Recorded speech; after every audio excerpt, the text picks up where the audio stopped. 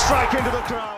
வணக்கம் நண்பர்களே, welcome to my channel CCF உங்கள் cricket with mister cocktail furious. இப்போ நம்ம டிஸ்கஸ் பண்ண போற டாபிக் SA20 2025 ஓட match 24 as well as match 25 ஓட ரிவ்யூ தான் பார்க்க போறோம். ஸோ மேட்ச் 24 ஓட ரிவ்யூ என்னால வந்து பாத்தீங்கன்னா கரெக்ட் டைம்ல போட முடியல due to some health issues. அதனால my big apologise.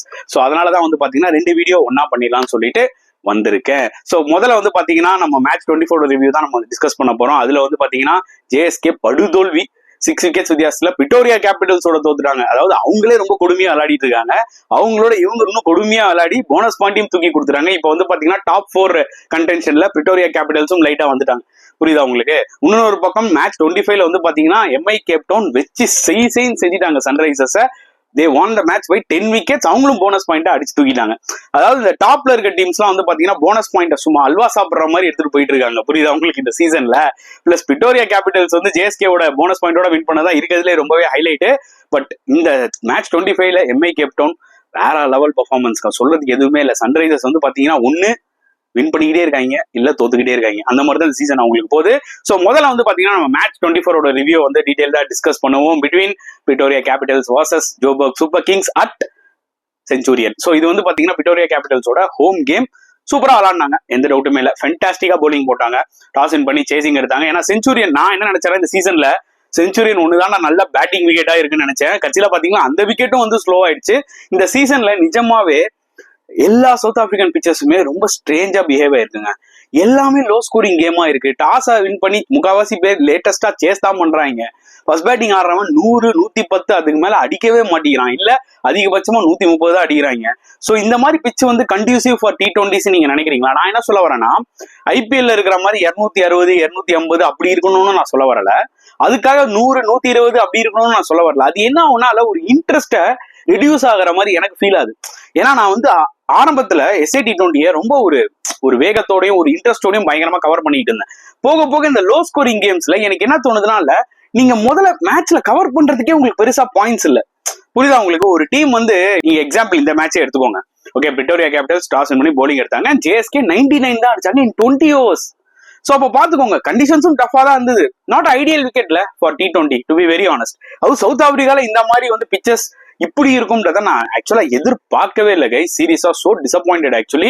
But at the same time JSK பேட்டிங்கும் படுமட்டமா இருந்துச்சு. அதாவது ஒரு விஷயம் பிராக்டிகலா நம்ம புரிஞ்சுக்கணும். நான் ஸ்டார்டிங்ல இருந்தே சொல்லிட்டு இருக்கேன், JSK வேணா இனிஷியலா தொடர்ந்து 2 மேட்ச் வின் பண்ணிருக்கலாம், நடுவில் டக்குன்னு ஒரு 2 மேட்ச் வின் பண்ணிருக்கலாம், போன மேட்ச் சன்ரைசர்ஸை டாமினேட் பண்ணிருக்கலாம். ஆனா அதுல என்ன ஒரு மேட்டர்னு பாத்தீங்கன்னா, ஏதாவது ஒரு பிளேயர் நின்று பெர்ஃபார்ம் பண்ணிருப்பான். புரியுதா உங்களுக்கு? லைக் சிப்பாம்லா சிங்கிள் ஹேண்டடா வின் பண்ணி கொடுத்துருப்பான் போலிங்ல. பேட்டிங்ல வந்து பாத்தீங்கன்னா கான்வே நின்று முடிச்சு கொடுத்துருப்பாரு. ஓகே, ஏதாவது ஒரு மேட்ச்ல பாருங்க இண்டிவிஜுவலோட பெர்ஃபார்மன்ஸ் அதிகமா இருக்கும். ஆஸ் அ டீமா JSK ஏதாவது ஒரு மேட்ச் வந்து கம்பைண்டா பெர்ஃபார்ம் பண்ணி வின் பண்ணிருக்காங்களான்னு பாத்தீங்கன்னா கண்டிப்பா இருக்காது. அதுதான் இந்த டீமோட மிகப்பெரிய பிரச்சனையே. ஏன்னா ஒரு ஸ்டேஜ்ல 6 ஓவர்ஸ்க்கு 40 for 1 நல்ல நிலைமையில இருக்காங்க. இந்த பிச்சில பொறுத்த வரைக்கும் 6 overs 40 for 1 is very good score.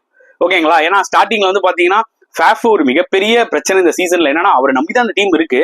ஆனா அவர் வந்து பாத்தீங்கன்னா 20 25 18 22 இவ்வளவுதான் அடிக்கிறாரு. ஃபர்ஸ்ட் அவுட் ஆயிட்டு போயிடுறாரு. ஏதோ கான்வே மட்டும் ஒரு மேட்ச் நின்று 76 அடிச்சு வின் பண்ணி கொடுத்தாரு.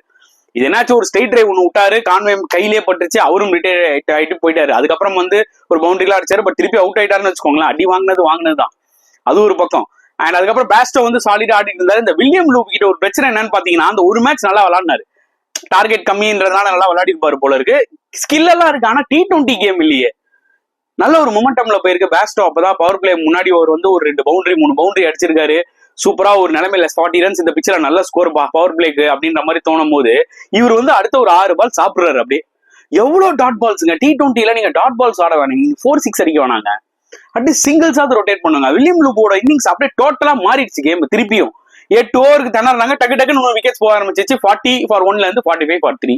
அடுத்து வருது மொயின் அலி. எப்பா, மொயின் அலி வந்து ஏன் CSK கழட்டி விட்டாங்கன்றது இப்பதான் எனக்கு தெரியுது. பிகாஸ் சீரியஸ்லி அந்த ஒரு மேட்டர் இல்லைங்க மொயின் அலி கிட்ட, அந்த பழைய இது இல்ல. ஏன்னா போலிங்கா இருக்கட்டும் பேட்டிங்கா இருக்கட்டும் கம்ப்ளீட் ஃபெயிலியர் இந்த சீசன்ல.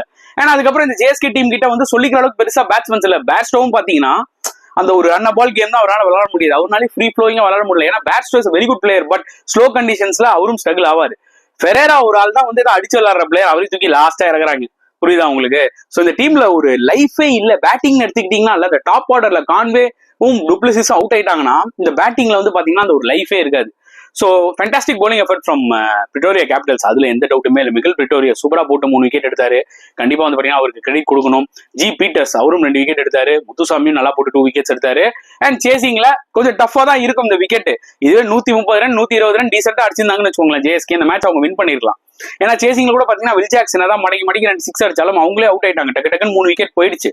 பட் ஆக்கர்மேன் அந்த லெஃப்ட் ஹேண்ட் பேட்ஸ்மேன் என்ன இன்னிங்ஸுங்க, அதாவது அவர் விளையாடின அந்த இன்னிங்ஸை பார்க்கும்போது எனக்கு என்னத்தமா தோணுது, அதாவது நீ டஃப் விக்கெட்ல சுத்தி தான் அடிக்கணும்ன்றது அவசியம் கிடையாது. அதே மாதிரி ஒரு T20 கிரிக்கெட்ல நீ சும்மா பேங் போகணும்னு அவசியம் இல்லை. நார்மல் கிரிக்கெட்டிங் ஷாட்ஸ்லயும் நீ நல்ல ஸ்ட்ரைக் ரேட்டோட விளையாடலான்றதான் அந்த கேமை காமிச்சாரு ஆக்சுவலா ஆக்கர்மேன். அவரோட ரிவர்ஸ் ஸ்வீப்ஸா இருக்கட்டும், கட் ஷாட்டா இருக்கட்டும், மிட் விக்கெட்ல அடிக்கிறதா இருக்கட்டும், பால கடைசி வரைக்கும் வாட்ச் பண்றாரு.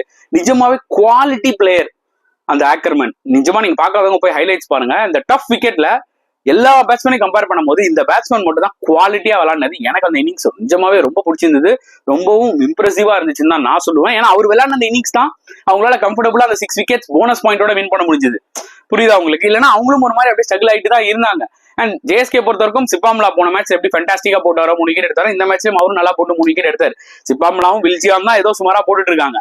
அண்ட் பத்திரானா ஒரு மிகப்பெரிய டிசப்பாயிண்டிங்கான ஒரு டோர்னமெண்ட்டுங்க. நல்லா ஞாபகம் வச்சுக்கோங்க, பத்திரானா இந்த ஆக்ஷன் சேஞ்ச் பண்ணிட்டதுக்கு அப்புறம் வந்ததுக்கு அப்புறம் not effective like before.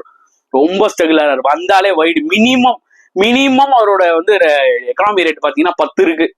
So 10 ஒரு பிளேயர் வந்து மினிமம் 10 எக்கனாமி ரேட் வச்சிருக்கான்னு வச்சுக்கோங்களேன் இந்த சீசன்ல. அப்ப அதுல இருந்து என்ன பெருசா நீங்க வந்து எஃபெக்ட் கண்டீங்க? ஒண்ணுமே இல்லை. கரெக்டா?